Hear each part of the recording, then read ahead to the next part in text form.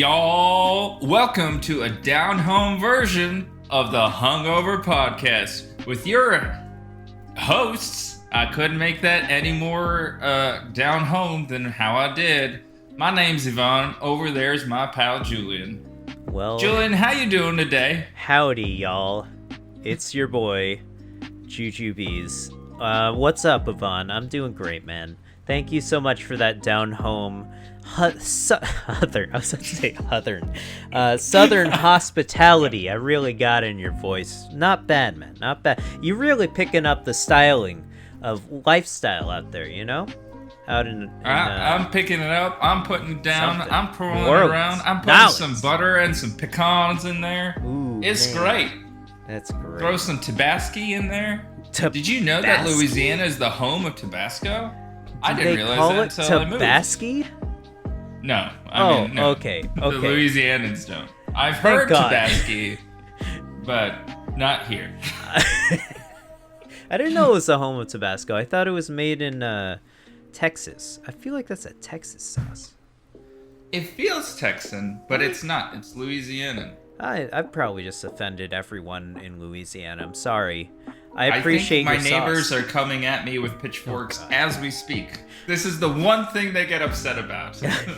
You know, I like Tabasco. I think it's I know it's one of the most popular hot sauces, but I feel like it's been downplayed a lot in recent years with all of this nonsense going on in the hot sauce. Your indie hot sauces out there, your micro small batch hot sauces. Of course, everyone's got to have one of those. Oh, homegrown. Are you saying controversial opinion? You like Tabasco? Yes, I think it's controversial now because everything's controversial. I'm about sorry. to be canceled. I like by the green one, but Tabasco not industry. nearly as much. I think it could be spicier, but I like the flavor. You know, I think it's a very unique flavor that we only get in Tabasco. It's Can't really be very good. unique. Really By good. its very nature, in a Bloody unique means Mary. one of a kind. Yes. You can't be very one of a kind. Well, let me controversy this. No, I like it in a Bloody Mary for sure. It's got that bite. It's good. It's good. I haven't bought Tabasco in probably 5 years though. So hell if I know. If I even know. When what you it come tastes like down here, anymore. we're gonna have a true Tabasco Bloody Mary. You're gonna okay. really enjoy it. Oh, I've been meaning to tell you, I am going to be there from the 29th to the 1st. So that's a Thursday to a Sunday. Are you working on a Thursday and a Friday? Because you probably are. I'll be there at probably around 10 a.m. before everyone else gets month? in. Of July, sorry. Of July? Yeah. I fly out on the 2nd. Of August? Of July. To where? To Syracuse, man. I'm helping Laura move down here. And then but you'll be back. I'll be back. So I'm gonna be there July 29th though. Oh. Yeah, sorry. I totally forgot it's June. I'm also flying that weekend. Oh, sick. Great. No, How's that? I'm just kidding. Okay. I'm actually flying the weekend after. Oh, really? To go visit my mom for her birthday, because her birthday is August 4th. Mom. That's great. Okay, well, that's exciting. So you'll be here in town. Yeah. I'll be able to hang out with you at some point. I hope if you're willing. I'm absolutely willing. I'm sure I'll have some downtime, and I'll have to ask the old groom if I know he's a cool guy, but I don't know how seriously he's taking this whole boys outing, even though his sister will be there, which is totally fine, obviously. But she's part of the groom's party too. I don't know how seriously he's taking the whole bachelor party thing. We've never really taken anything seriously, to be honest with you. But I don't know how traditional he wants it to be. But I would obviously. I feel like if I show up and order bottle service, it'll be okay. I'll ask him. And you can obviously show us around. So I hope. Not obviously. I don't know shit about this city. COVID has me fucking scared shitless, Dude, but I do will me a learn solid. the city for you. Do me a solid. Find out what's good in New Orleans. Or at least nowadays. So yeah, that's exciting, Yvonne. Thanks for our long-winded intro. Of course, you can find this podcast where you've already found it. And of course, don't forget it's on Spotify. But Yvonne, we start out this podcast every single week by asking each other what we've been up to. Shooting the shit. Just getting down on the slop. Yeah, well, have I ever told you about... This is stupid. This is a stupid fantasy of mine. But when I was living with... I'm laughing about something complete. You're just laughing at me laughing, but I am. Your laugh is infectious. This is why we've been friends for so long. When I was living with my buddy, our third roommate Daniel. Hope you're listening. Congratulations! Yeah, of course. Hopefully you're listening to the podcast, buddy. I love you, and I hope you had a great time at your wedding. I did too. I also wish the same thing. I got to watch it from Zooms. I think or that's whatever really the version cool of it was. Streamed it. I think all weddings should be streamed. You think all weddings should be on Twitch? I think everything should be on Twitch. I love Twitch. Peak internet. How else am I gonna watch things? Come on.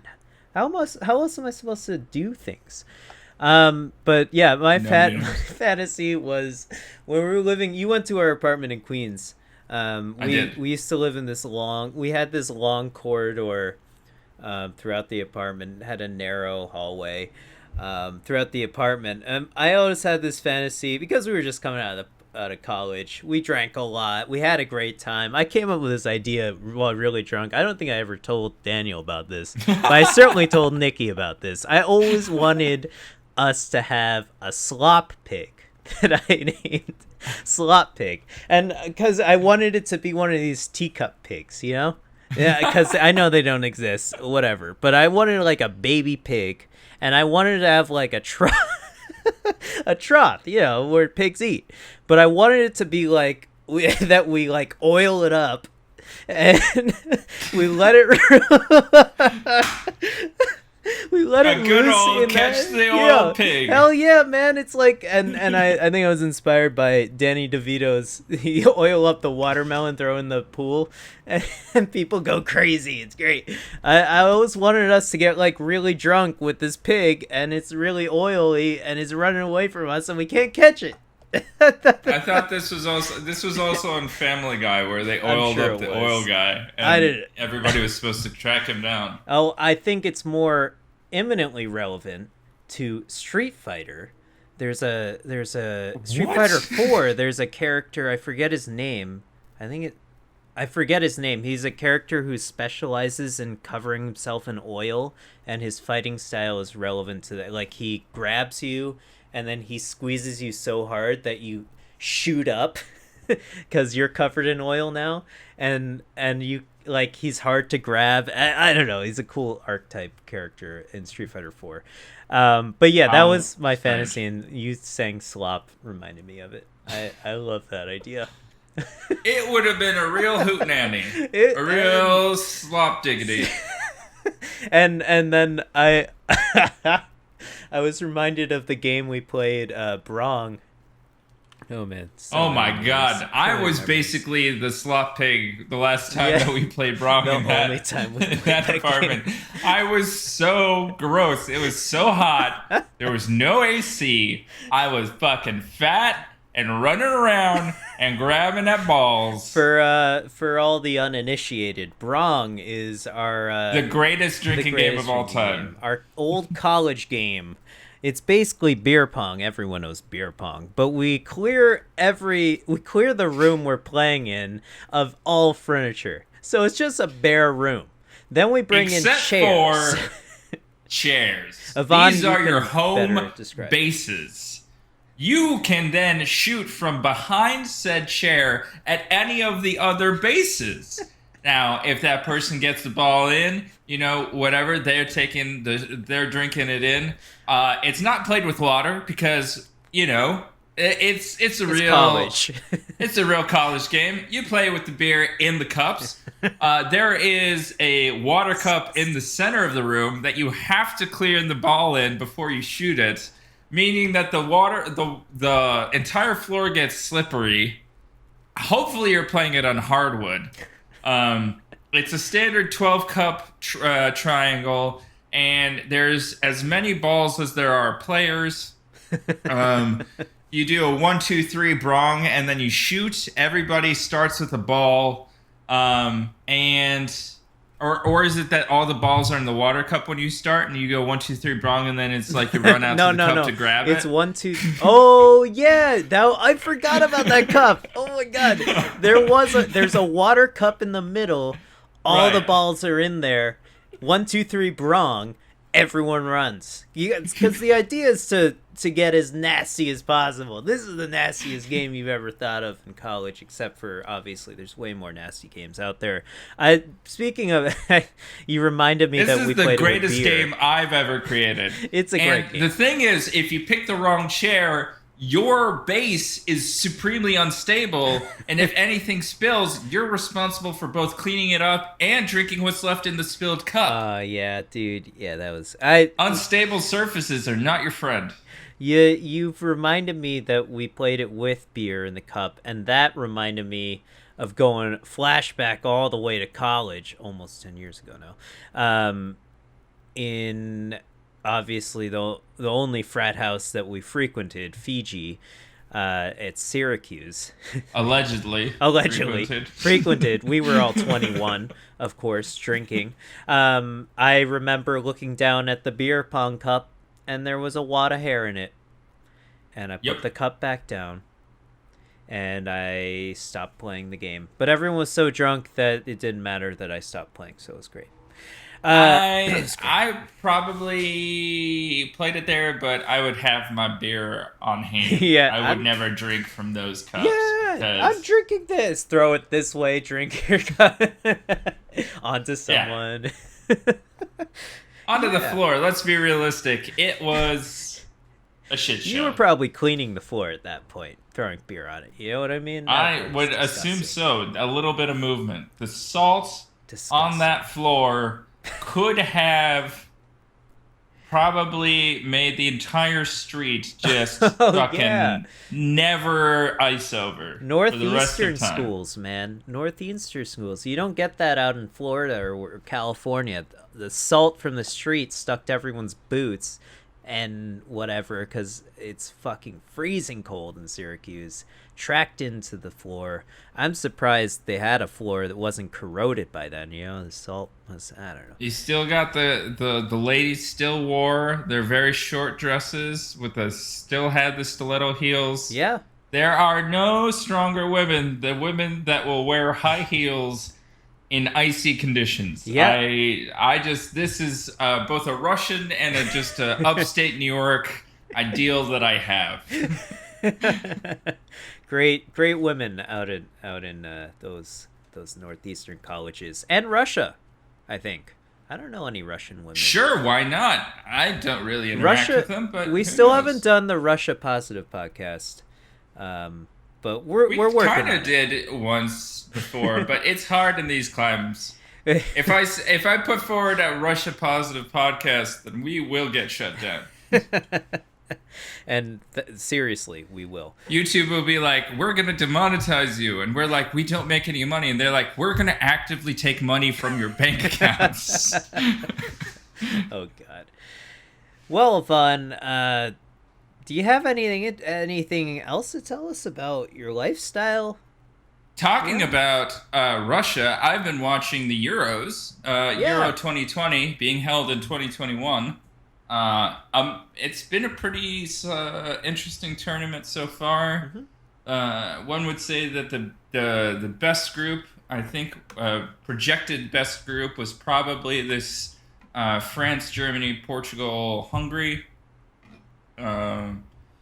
The first games showed a little bit of strength in Portugal, strength in France. The second games reversed the tides. France barely got a draw. Germany destroyed Portugal. So it's going to be an interesting group to watch. I'm going to try and go watch tomorrow's Wales-Italy game at a Wales. bar. Whoa. I Awesome. know. That's great, I'm going to man. venture forth. And on Monday, Russia, who has won one game Mm-hmm. and lost another one in dismal fashion to the Belgians 3-0. Oh, We will Russia. play on Monday at 2 p.m. I ordered a brand new Russian flag. It's Very going to nice. arrive here tomorrow. I'm going to take it to work and hang it up at my desk. My boss has already told me that's a bad idea. I said to him, I am an American. I'm allowed to fly whatever flag I want. I'm also Russian, and I love this country. That country. I love I that love country too. both countries. I love Russia too. I think it's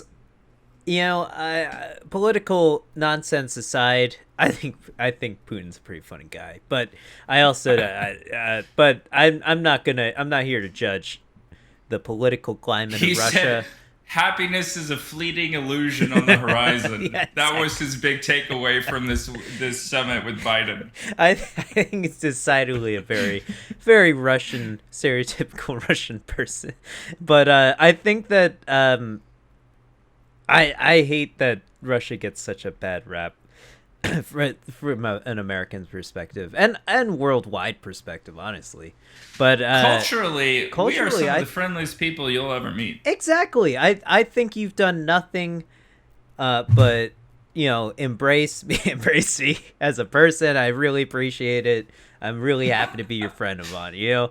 This is like the times that you were like, thank you so much, Yvonne, for joining me on the podcast. I was like, Julian, we've This been is the doing end. this podcast together This is for the last one. 150 episodes. You don't have to thank me. I don't even know what episode I'm this here is. with you. 55, I think we're up to.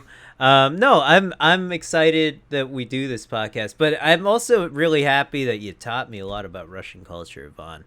And there's a lot to learn from me. So I do hope one day to actually visit Russia. I know it's easy, it's very difficult to travel there in general from America, but it's also difficult to travel now. So that's a long off distant dream of mine. I do want to go I there. haven't been back since 2009. Just like Slot Pig. That's one of my dreams.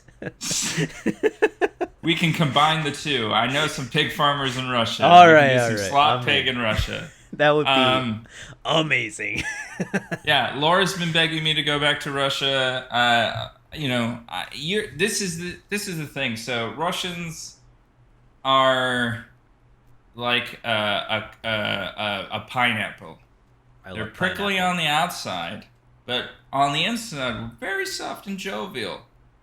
And Americans beautiful. are like peaches, so they're very soft on the outside, and at the center there's a hardcore interior.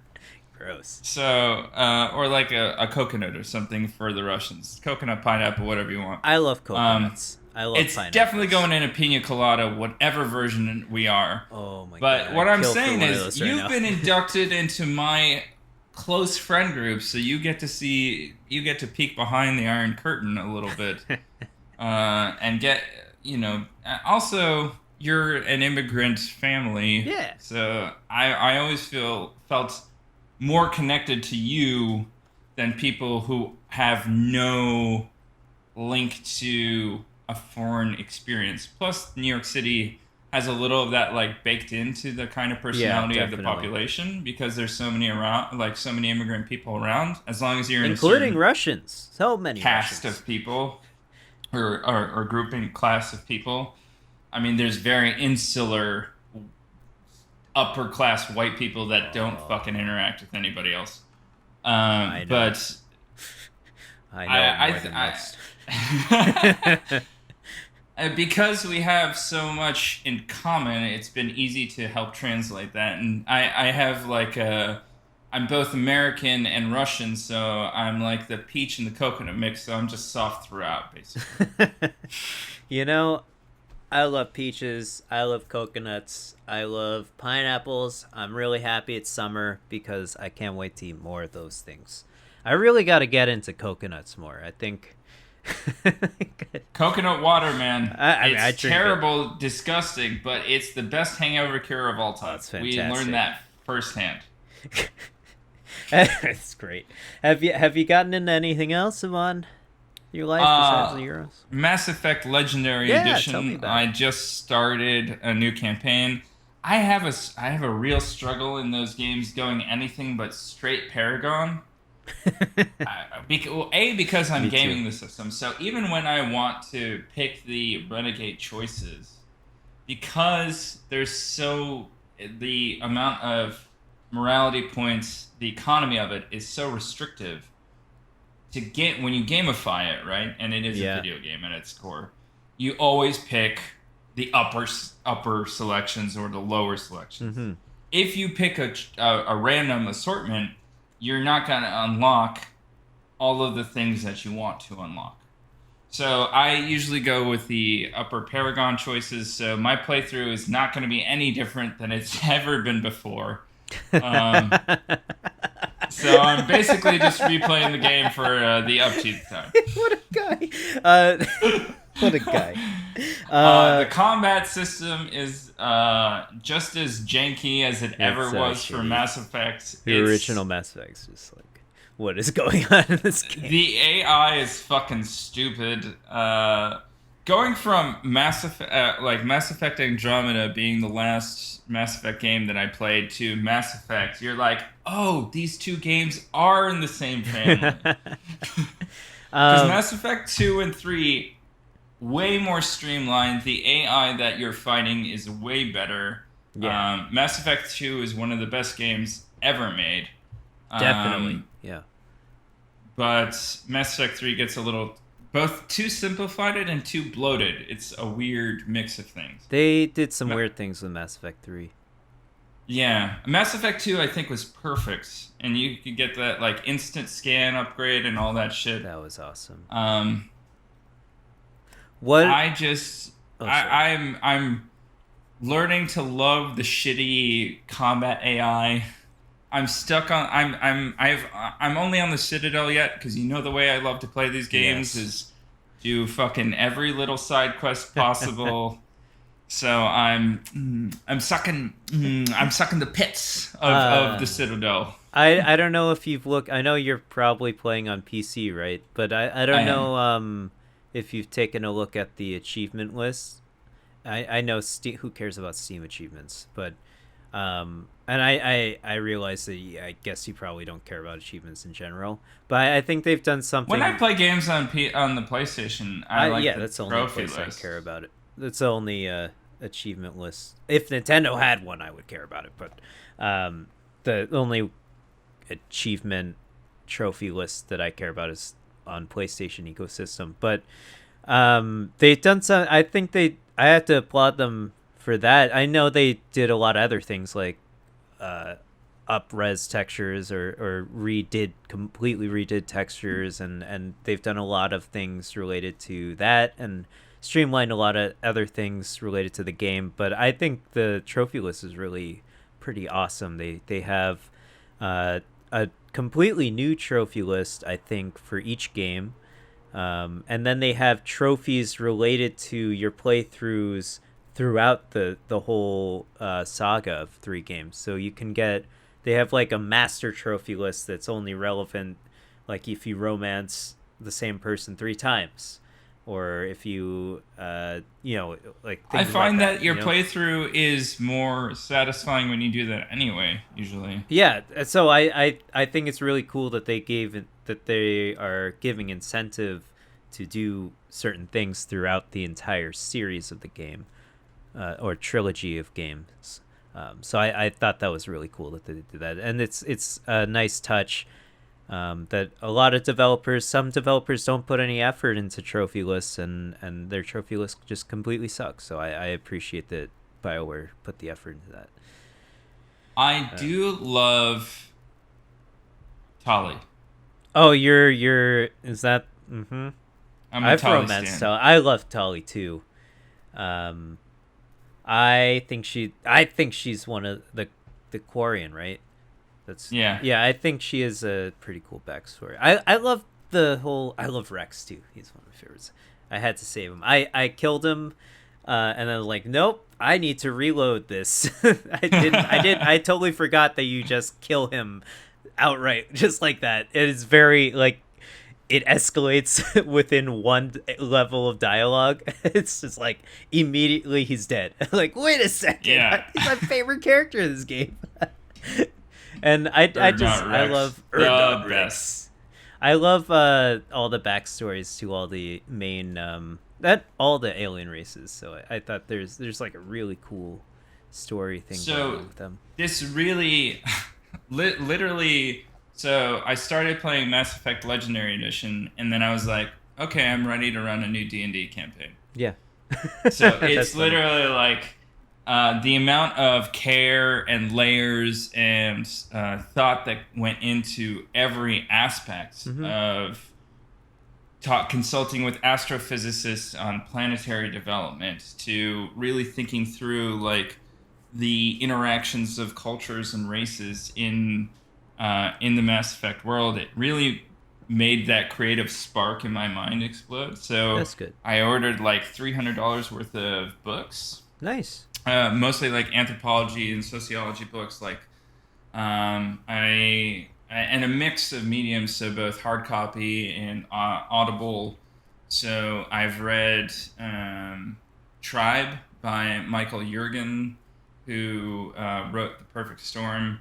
It was a really interesting book on the history and development of humanity and where we are now as opposed to where we were and like how tribal societies are. And so I picked that book, and then I have a history of salt because I knew that would reflect a lot of like ancient and medieval culture. And then I have a textile fabric history book, a sea and civilization book, and a book on metropolises. So I'm really trying to expand the width and breadth of things that I can think through. I also bought a book on planetary formation to really think through the geography of the world that I'm building and pair that with the development of civilization through salt, like salt and foodstuffs, to the sea, to textiles, to the development of cities, to really ground the world that I'm working in. And that's a direct reflection of the work that the developers did for building that Mass Effect universe. It's really that's cool, awe-inspiring.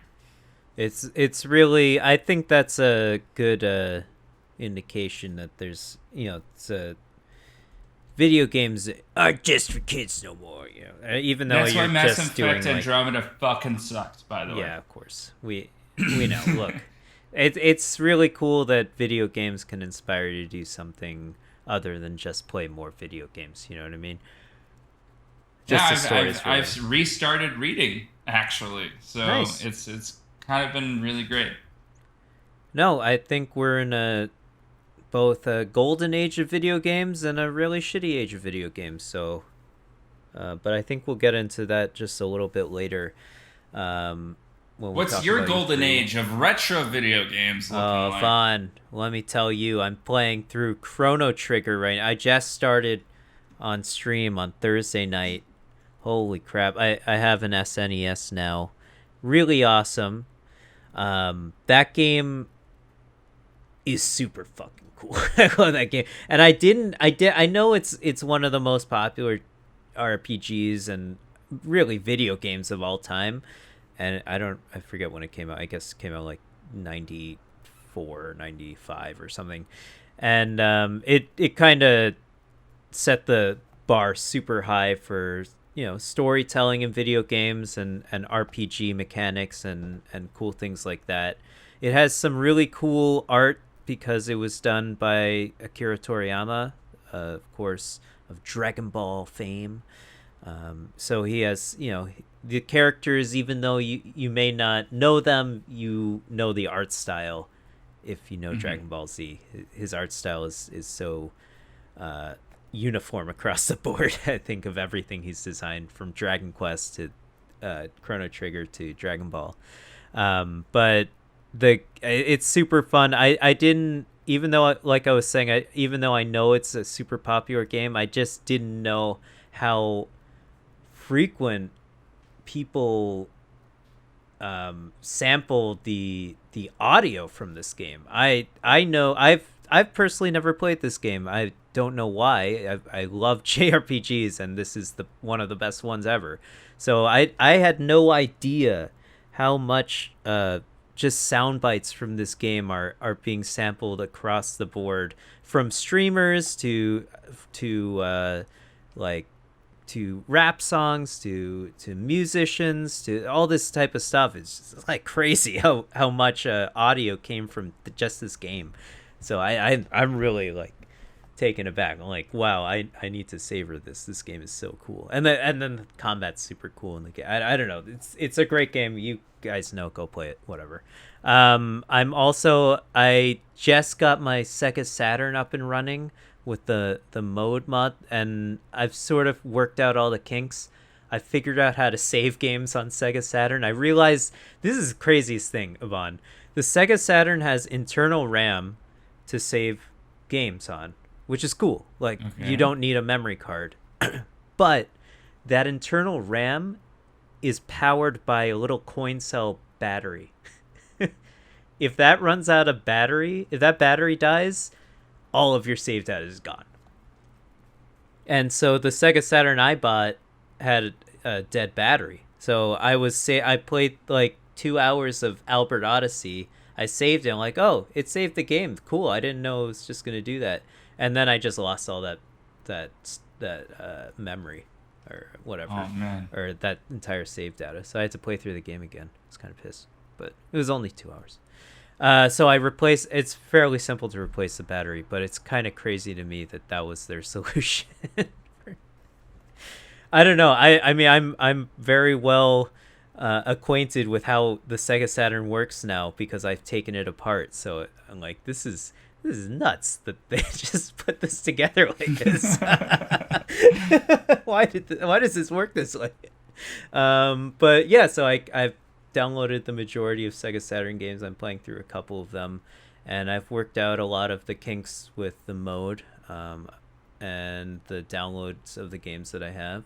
And then now I found Nikki's PlayStation 2. I found there's a very simple mod that is very cheap on a memory card called Free McBoot. You can buy for like $13 online. If you have the right PlayStation 2, you can just essentially play any PlayStation 2 game off of a USB thumb drive. So I'm currently, as we speak, downloading every single PlayStation 2 game ever. So I'm excited. I never had a PlayStation 2, so I'm actually kind of excited to play through those games. And then other than that, I've been playing through I've got Final Fantasy VII Remake, Intergrade, Intermission, because Square Enix can't fucking name anything normally.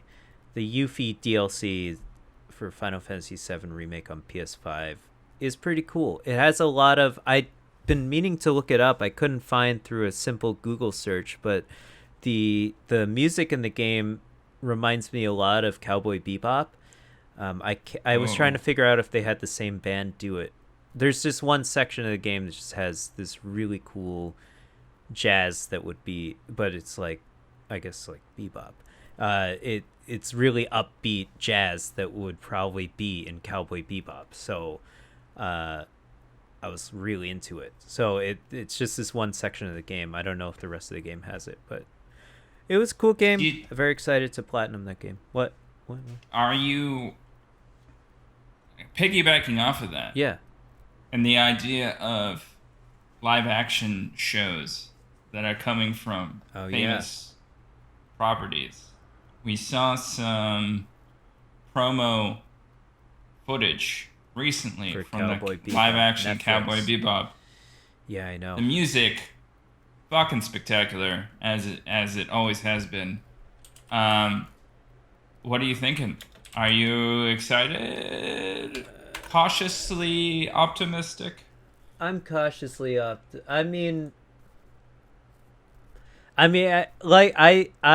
think in these type of things with such beloved franchises like Cowboy Bebop, I I personally don't want it to be touched. I think that Netflix has a history of not ruining franchises, but doing horrible live action adaptations of Japanese anime, and a Are you lot of talking Asian about? related things that I I mean, there's hold Death dear. Note. What else is there? I think they have done. I can't remember. Oh, their translation of not specifically live action things, but they're taking ownership over a lot of anime. I personally don't really like. They totally botched the translation of Neon Genesis Evangelion, one of my favorite anime. I know it's a ridiculous anime and it's very hard to get into. And it's like, honestly, it's not even that good, but I hold it really near and dear to my heart because it's one of the first anime I ever watched and got really into. Mm-hmm. And it's a stupid show, but it's also a really good show in my opinion. But they just mistranslate. They completely retranslate. I don't know why. It had a good translation that a lot of people have. I guess it's sort of like these franchises, once they're out, I know it's not like a lot of people take ownership over these shows and it becomes a really big part of their lives, right? Cowboy Bebop is a huge part of my life. I love that show. Everything from its melancholy nature to its like philosophy on life and visuals, music, every single thing about that show I love. I think it's the perfect length. I think it's one of the best anime ever made, and it's a totally unique story, and it's so cool to me. Aesthetic wise, everything, right? I don't know what they're gonna do with this. I actually didn't watch any of it. I'm not really interested in having a live action adaptation of an anime. I think, especially not one like Cowboy Bebop. I'm not saying it shouldn't happen. I personally am just not interested in it because I think the show is over. It had a beginning, had an end, and it was perfect. I think it's one of the most perfect anime, period. So I think it should just live as is. Maybe it should be up-res to 4K. That would be cool. I would purchase that. That would be cool. But even just like the 4:3 aspect ratio, I kind of like. It just reminds me of old times. I don't know. It's nostalgic to me. But I'm not saying it's going to be bad. At least they're putting. I sort of get mad. I know a lot of Japanese anime is like actual Japanese characters or whatever, but I get what a lot of people are saying about what was it with Scarlett Johansson? Oh, Ghost in the Shell. Like why was she major? I don't know why they chose to have a white person as major, but something like Cowboy Bebop, I know Spike originally speaks Japanese, but he certainly doesn't look Japanese to me. He looks kind of like a tall white guy, honestly. And Jet doesn't look Japanese. Faye doesn't look necessarily Japanese, but I know they're all just like cartoon characters anyways, but I don't necessarily see the like the necessity to make John Cho Spike Spiegel. I thought the original person they were rumored to have as Spike Spiegel was Keanu Reeves. I thought that could have been cool, personally. You don't think he's too old to play Spike? Who, John Cho, or No, Keanu. Keanu Reeves is maybe now. I guess. But they were talking shit, about John it, like, Cho is 49. He's 49. Yeah, but he's Asian. He looks like he's fucking. He looks like he's 30. So, but and with makeup he'll look like whatever. But I think his race is sort of both not important and ambiguous anyways. So who Spike Spiegel is. Spike isn't a Japanese name anyways, so like what? I don't know. I don't think that's really a conversation that a lot of people are having around this, especially considering they chose John Cho to be Spike. That a lot of people are having anyways about this adaptation. I just know I don't really trust Netflix with something like this, but I'm not saying it's going to be bad. Aside from me not trusting Netflix, I maybe I'll watch it. I don't know. I'm not really interested. Like I'm saying, definitely watch it. I maybe we should do a review of it. Is it a movie or is it a series? That I'm not positive. If it's a movie, I think we should definitely do a thing about it. If it's a series, I'm probably not going to watch it. The series is set to be developed, so it looks like it's going to be a TV series. Anyway, my point was people take a lot of ownership over these types of things. It's a big part of their lives. I to a certain extent, I do the same thing. So I totally understand when something is done in a way that a lot of people don't really like. I understand why you would be angry about it. But I think personally it doesn't detract from the source material, is what I'm saying. That was my long-winded point. I don't think this will detract from the original Cowboy Bebop at all. If anything, it'll inspire people to watch it. So, which I hope people go do. I think it's one of the best pieces of media ever created. I love Cowboy Bebop. It's brilliant. I love it. But and I love Trigun 2 of Honor, right? I watched. Was that was the other thing? That was the show you liked more than Cowboy Bebop, right? Like, no, Outlaw Star. Oh, Outlaw Star. Oh, yeah. Outlaw Star is super sick. I love Outlaw Star. I fucking love Outlaw Star. I also like Trigun. It's a stupid show. I've never seen Trigun. Trigun is not necessarily worth watching, but Outlaw Star is super fucking cool. I love that show. I love the fact that he's like, it's like a Treasure Island, Japanese retelling of it. I just love the whole thing. It's super cool. Yeah. No, I mean, okay. If it's for a podcast, I'll watch it. It's for the podcast, I'll watch it. Going off of that, this is how nervous I am feeling about the live action Gundam. Because right, exactly. I don't think that they will do it anywhere near justice. Because why is Gundam so dope? It's because you can have these epic, massive battles at a scale that is unimaginably cool and detailed in a way that you can't reproduce in CG. I'm CG the fuck out. Yeah, me too. Like I love Pacific Rim. I love how campy and shit that is. Gundam is too close to my heart and has a lot of real political dialogue within it. So you can't be fucking King Konging Gundam. As much as King Kong has some level of dialogue, it's just a big fucking ape at some point, right? Gundam is like a big robot, but the reason that people fall in love with it isn't just the big robots fighting each other. It's, well, I don't know. I don't want to generalize. I think people fall in love with it because the plot and the messages of the series so well dovetail into the action that it accompanies it.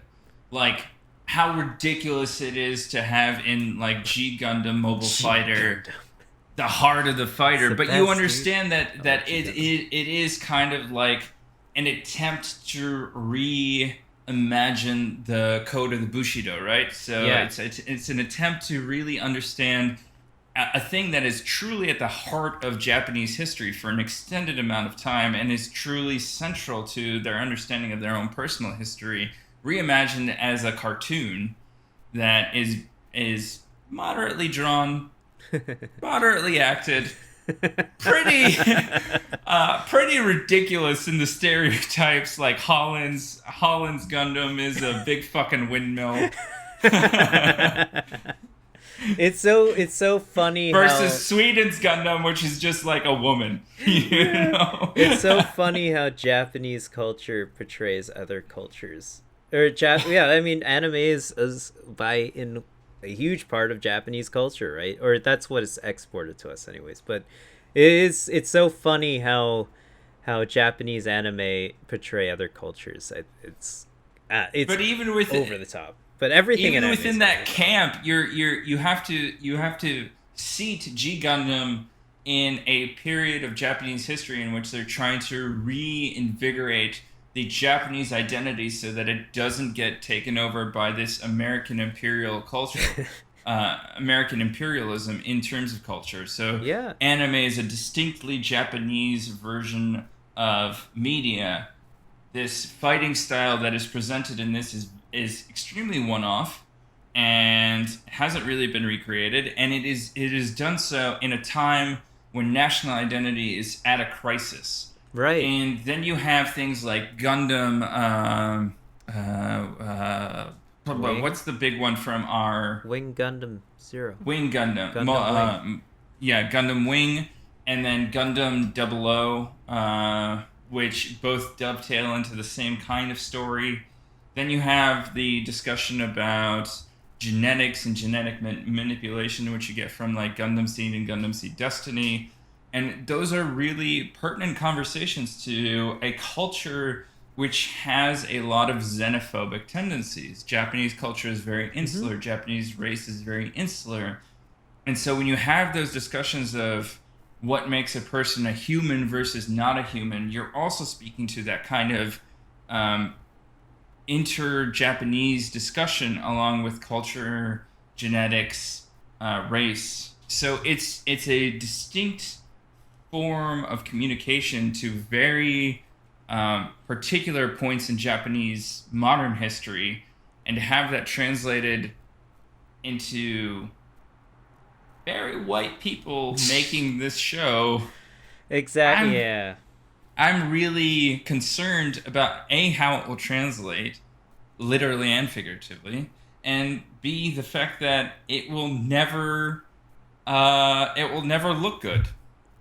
Yeah, that's the thing with I'm not very familiar with how this going back to Cowboy Bebop is being made. I don't know if the original creators at all signing off or being part of this. I guess like that is probably the most important thing, right? Sunrise Studio, which developed the Gundam franchise, is partnered with Legendary to oversee the project, but that doesn't really matter because I don't know how much voice they'll have in the room compared to the American who's filming it, the American who's writing it. So I guess the inevitable Americans who will star in a show about Japanese Ultimate Universe, like 20. I don't remember what century it is. You know. Do you? I think it's like 2155 or something. I maybe I'm wrong about that. Do you maybe you do think that this could potentially harm Gundam and ruin Gundam? Does it ruin Gundam for you if this is bad? No. I just won't watch it. I just will, just like the original X-Men movie. Well, I mean, like, I just won't watch it as part of the Gundam canon. Right. Like, there are some bad Gundam series. Like, I love G Gundam because I grew up watching it. Yeah. It by itself is probably not even a good anime. But because I grew up watching it, I love it, you know? Dude, and I'm a person who loves, like, the World Cup and Gundam? the Euro tournament, right? So I love this kind of nationalized version of it, even if it's kind of like, it definitely would get canceled if it came out now. It's so sick. Domon is one of the greatest characters that has ever been written. Yeah. He's kind of weird, kind of doesn't really have anything other than his one note, but it's great. There's something about him that's just super charismatic. Right. You gotta watch if you you gotta watch Golden Boy, man. It's so good.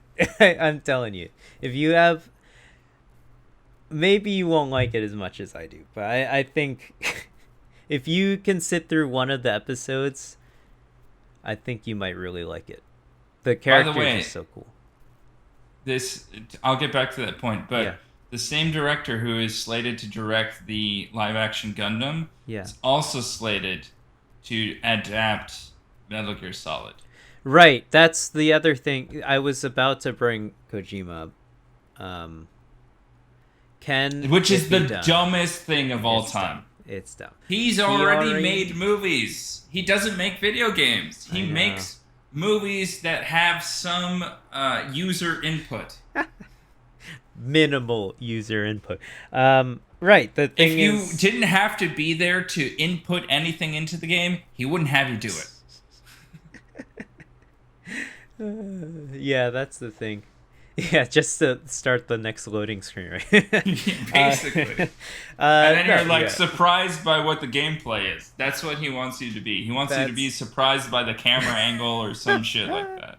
That's the other franchise that, that's part of my gaming history now. It's just like, that's something it's sort of transcended Kojima, and I obviously we all connected to Kojima, and if it's done without him, it will definitely feel very wrong. But it definitely... Will it though? I think it's the easiest adaptation of a video game that we'll possibly have. You just play all the cutscenes in a row. Yeah, it's done. You can just do that one-to-one. Perfect. Why are you making it? Yeah, I don't know. Because the video games made money, so I guess you need to make it a movie. I guess that's how we do it now. Yeah, that's what we were saying, right? It's all about the money. People were having this conversation 30 years ago about books, though, right? Yeah, they were. I think it's just a new medium to which people were having this conversation about books in ancient times, right? That when books first started coming out, they're like, "You're gonna fucking go read a book, you fucking nerd. Come tell stories by the fireside, bitch. Go crouch over your fucking in your room reading that book all day." Isn't that seriously a thing? People got really like not everyone, obviously. Books caught on. I literally don't know to what you're I think there was it makes sense to me that as technology has attempted to adapt other mediums, right? So books started to adapt the oral tradition. Movies started to adapt the written tradition. Mm-hmm. And plays becoming obsolete in general because people just want to... And because movies are so much cheaper to make. Yeah. It's interesting for sure. I think that I don't think that our generation contextualizes this in the debate of like, this book doesn't need to become a movie. Just read the fucking book. It's great as a book. I really do think that one of the movies that kind of squashed this debate from happening are two series that are pivotal to our lives, which are Harry Potter and The Lord of the Rings. Right. Pivotal to our lives in that we were the last generation that could read the book without watching the movie. Could have, yes, but definitely didn't. I didn't watch when they split the 8th movie up. I also never really liked Harry Potter that much. I read through 4 of the books, and then I just kept watching the movies after that. And then I didn't finish the 8th movie because they split into like 5 parts or whatever it was. But it's two parts. I know, I know. But that was the beginning of that sort of mentality, right? And then they did The Hobbit in 3, and then because they could make more money that way, or maybe the director's creative vision couldn't be fully realized in one movie. Peter Jackson didn't want to do it that way. They forced him to do it, and then he made 2-3 boring movies. Yep. I fell asleep during the last one. Sucked. Yeah, exactly. But the Lord of the Rings, those movies are great. I love those movies. Spectacular. What's Especially fucked up about those movies is that there are some things that are in the movies that aren't in the books. Those books are this big, and he still had to fit things in to make it a movie. Whereas The Hobbit is like this big, and he's like, "You want me to do what?" Yeah, it's a confusing time we live in where everything needs to be connected, and we can only have everything needs to be across multiple mediums, I guess. I guess it's because the aversion to new IP, right? It's the aversion to the Right. to making things that are could not work at large scale. So any new IP has to be like $5 million to $10 million, and any existing IP is the stuff that you pump millions of dollars, like tens of millions of dollars into, not a $10 million movie. And just so everybody knows, like I'm saying, like a $5 million movie, and everybody listening, well, not everybody, but many people listening who have not been in the film industry are like, oh my God, that's so much money. You should be able to make a fantastic movie. I can guarantee you a $5 million movie is super hard to make on a budget. Yeah. How much money was Clerks made on? Do you know? The original one? Yeah. I don't know. That's the only one I can think of. I know it was like there are movies that are made on credit cards and like $20,000 or $30,000, but bear in mind, Clerks was made in the '90s. I know it's not 2020. Yeah, but it's also still a really great movie. I don't know. I also understand, right? But it's one set. It's one location. Yeah. That's awesome. I liked it a lot. I'm just saying you're not. It depends on the kind of movie that you're making. Yeah, if you're making multiple locations, then it becomes a huge thing. Right. Licensing. Clerks was probably shot one location like 15 days, and they made the movie, and that you can make for much cheaper than like a 30-day shoot. Yeah, and he still probably went over budget, Kevin Smith. But I was about to say you were bringing up new IPs. That's why I was really excited to watch Microsoft's E3 press conference, because I was thinking maybe they were gonna fucking announce anything related to a new game that you can only play on Xbox and PC or something, you know? I was excited to see something new, because they talked a big game 2 years ago. This was all before COVID, and when I know it takes a long time to make a game, right? It takes 4 or 5 years to make a AAA game nowadays. It's not like they're even released complete anymore, but but they acquired so many studios, right? And I guess that was part of the promise of what Xbox was supposed to. Xbox and Microsoft were supposed to deliver. Microsoft Studios, yeah. Yeah. So honestly, I mean, I didn't catch the whole thing, and I've read headlines since then. I didn't see a goddamn new game really announced, aside from announced, period. We already knew Starfield was coming, and they spent $7.5 billion to make it exclusive to Xbox, essentially. And they showed some sort of CG trailer with a release date, and it didn't look... And again, I guess we talked about this previously, but neither of us have been really interested in a Bethesda game in a long time. So showing just a CG trailer of some astronaut on a spaceship doesn't really get me enticed. So like you were saying, just it is difficult to get people interested in something new, I would say. So I guess that, and we're seeing that more and more now, as we're seeing things being rebooted, things have a gritty reboot or realistic reboot. Like we're there, a lot of these media companies have been sort of like playing on nostalgia lately, right? And I think it sort of kicked off with Marvel a lot, because they brought nerdy things into the spotlight, and obviously all these Marvel characters are so fucking old. They're like centuries old at this point.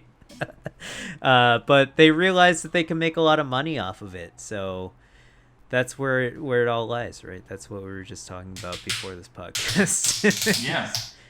But I mean, what about like Back for Blood or Contraband? Right, but again, that wasn't announced at the Microsoft press conference. Back for Blood was announced before this conference. Like, they had a trailer like last year for this game, if I'm not mistaken. Oh. And also, that game is just Left 4 Dead, isn't it? So basically, it's not, as far as I know. And I'm not saying it doesn't look good. I think the game looks cool, but they also had another game at E3 that looked exactly like this game, and I can't even remember the name of it. So I don't know. Gaming, like we were saying earlier, is both in a really good place, but it's also in a really bad place, in my opinion. There's a lot of live service nonsense, loot box, blah blah blah blah blah. I get pissed off about it. Like a lot of the new. That's why I'm just playing the old games, dude. That's why I'm spending all this money on playing all these old games, because I know those games are good and they can't be changed. Fuck, man, I'm back playing Mass Effect. Yeah, like, we're just too old, dude. I don't know. I think the one game that we wanted to talk about was Halo, and I think it looks phenomenal based off of this is what they needed to do with a lot of the games that were shown off at E3. Make an engaging fucking trailer that shows off your gameplay, that isn't too long, that doesn't drag on too long. That's how you fucking have a show off a game, secondary trailer, dude, where you have all the other shit. Yeah, that's how you show off your game. This is how you advertise your game. You have the cool fucking sick gameplay. You hit all the points. You didn't give us a release date still. But and then you say, it's like, you back it up. It's gonna be, I think, making the multiplayer free to play is a good move. Personally, I trust 343 when it comes to delivering on a free to play basis without nickel and diming me. I think they've also announced, I know battle passes have been really popular lately with Fortnite and literally every other free to play game. They announced that the battle passes don't expire. So I think that's a huge trend in the industry. The battle pass makes you play during that time period, or you can't get whatever rewards, fucking rewards. So I think they announced, I think I saw this, that the battle passes don't expire. So I think that's a huge thing. They're just respecting my time and not saying that this is a 24/7 job that I have to fucking invest in order to get the fucking skin that I want. I don't know. So I also like think that they're looking at games like Overwatch, and then also looking at their own marketability in terms of bringing people in. Mm-hmm. I think the more people that they can get into their ecosystem, the better it will be. Right. Knowing that their goal is to get people hooked onto the subscription service, and therefore you get them into the ecosystem. You're not looking for individual game purchases. You're looking for them to be part of a subscription-based model. So getting them hooked into logging in through Microsoft, whatever version of that is, through the Xbox, through the PC. Right. or having that connected in will be really important. And so also, I think they're learning a lot. Yeah. Yeah, I just think the free to play model is smart for them in that it'll get new people into Halo, because obviously we were already going to get the game, or I don't know about you, but I got the Master Chief Collection. I played like 3 hours. Yeah, exactly. So did I. I don't even play it, but I love Halo. But we grew up playing Halo. A lot of kids didn't grow up playing Halo, or they played Halo 5 maybe. So I think this is a really good opportunity for people to get into Halo and sort of see what it's all about, and sort of actually But it also play looks a really different. different. Yeah, it exactly They've gameplay definitely wise. codified it. Yeah, it's much from more what I saw, fast-paced. it's Halo used to be slow, You couldn't even tactical. run. Yeah, and now it's totally different. I think so. I think it'll still maintain the core, the guns, how the guns feel to aim and shoot. I think is really um, integral to how Halo plays. How the gunplay is one of I think the best first person shooters were Halo games. I in terms of how it feels to play them, and I think they translated it over pretty well to PC control. I know the original Halo was on PC, but since then it's been much bigger on Xbox, right? You played on a controller. The majority of people who played Halo played it on a controller, but I think they translated it back over in the Master Chief Collection on PC pretty well. So I hope that this game is going to be great. I mean, if it isn't, I guess I wouldn't have spent a dime on it anyways. It doesn't matter. It's free to play. But it would be a letdown if this game sucked. So I think we're both pretty excited. The weapons look cool. I think cool. what's The Warthog what is cool. Sorry. people love Halo for the weapons, the variety of them, and them feeling good when you use them. And it's still the game that integrated vehicles the best of any multiplayer game. Right. If you take a look at, I don't know if you saw the new gameplay trailer for the Battlefield game they showed off. I didn't. Yeah, no. They're doing a whole. Honestly, it just reminds me of you remember when Battlefield for the PS4 was coming out? Yeah. And how it released, like, it was very bad on console. I don't know how it was on PC, but it kind of looks the same to me, but just in some Middle Eastern desert, and there's still a city. I don't know. It looks cool. Don't get me wrong. But that game is a good example, in my opinion, of how not to do vehicular combat in a first-person shooter. It's a lot of the controls are, I think, overly complicated, and every single time I get in, like, the airplane in those games, or the few times I did, I just immediately crashed it. Couldn't figure it wasn't intuitive. That's been the same thing since Battlefield 1942, by the way. Consistently, that's how they control. So it's just a control scheme that you have to get used to. I understand. To me, it was terrible airplane controls from 1942 on. Why couldn't they figure it out? I mean, Halo. I don't know. Halo. Maybe it's because I grew up playing Halo, but it just seems like it's so intuitive that this is how a vehicle should control on either mouse and keyboard or on a controller. Hundreds of hours of 1942. Yeah. And it never felt clicked. Intuitive. So that's what I'm saying. Like, that game's probably going to control exactly how Battlefield has always controlled, which means I'm definitely not getting that game, even though the trailer looked pretty cool. I did a lot like of cool Battlefield, the World War I game. Battlefield 1. Yeah. I liked that game a lot. Weird. I played a lot of that game. I thought that game played really well. Yeah. I think they do historical games better than they do modern games. This game is going to be a modern warfare 2042, type game. Yeah. I'm watching the gameplay trailer now. And it's only going to be multiplayer, by the way. It honestly feels terrible. Understanding that this is pre-alpha gameplay with 128 players in a map. Look how vertical you can get. You're battling on top of skyscrapers and on the ground. And I'm like, well, whatever. Yeah, my problem with the Battlefield games was I think it's super cool that you have, or the idea of having that many people playing all at once, super cool in a super crazy ever-changing battlefield or whatever, but it never feels like I'm battling that many people, right?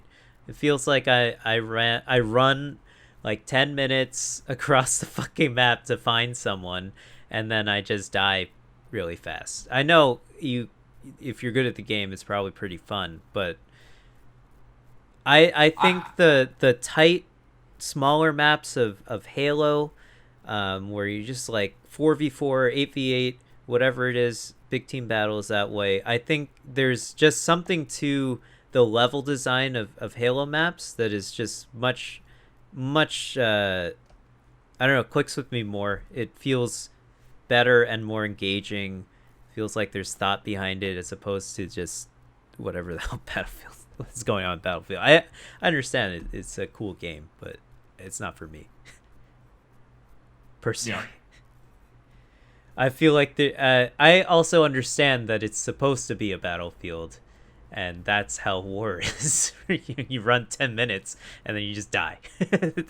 that's how World War I was. You know, I understand that, but you're in the trench, you get out of the trench, and then you're just dead. That's it.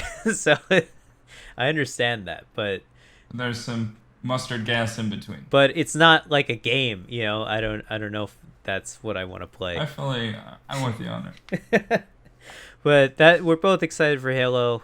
Hopefully it comes out this year. They said it would, maybe, but they've also delayed the game. Who knows? Is there anything else you want to talk about in this podcast, Yvonne? We sort of just talked about whatever we wanted, which I liked. I don't know if the people liked it, though. Well, if you liked it or didn't like it, leave a comment wherever you're listening to this or watching this, as it were. Let us know. We enjoy to ramble a bit, especially when we don't have a definitive topic. When I work my 50-hour work weeks, it's a bit hard Did you work for me today? To focus. No. Oh, okay. Well, I hope you had a good day off, at least. I just work like 10 hours a day. Yeah, I did. I had a good day. I played some Mass Effect. I did some reading. Nice. I watched some soccer, and I did a run workout. That sounds like a really relaxing day. Like a really day. solid day. Hope you had a good one, and I hope everyone else out there has a great day with whatever it is you're doing while you're listening to this, and whatever it is you're gonna do after you listen to this. Have a great day, everyone. Bye-bye.